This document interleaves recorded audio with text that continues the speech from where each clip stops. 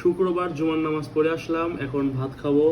এটা হচ্ছে বেগুন, একেবারে মুচমুচে করে ভাজা হয়েছিল তেল দিয়ে।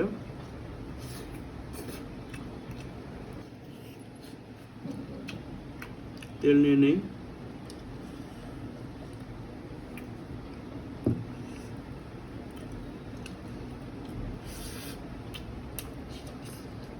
এখন গরুর মাংস নেব। একটা প্রেশার কুকারে রান্না করা হয়েছে, একেবারে ঝোল, পাতলা ঝোল করে মাংস একেবারে তুলে হয়েছে। আর এই যে আমার এখানে সব থেকে প্রিয় হচ্ছে আমার এই তেল, এই চর্বিগুলো আমার সব থেকে বেশি প্রিয়। এবার খাওয়ার পালা। এই যে একেবারে আমার সব থেকে প্রিয় এটা।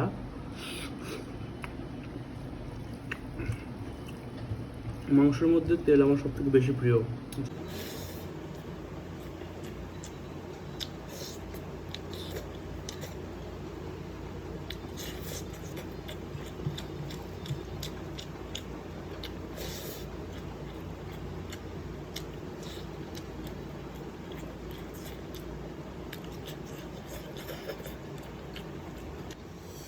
এই চর্বি হচ্ছে আল্লাহ রাসূল সাল্লাল্লাহু আলাইহি সাল্লামের প্রিয় একটা খাবার ছিলেন। এই চর্বি আল্লাহ নবী অনেক পছন্দ করতেন এই চর্বিগুলা, আমারও অনেক পছন্দের।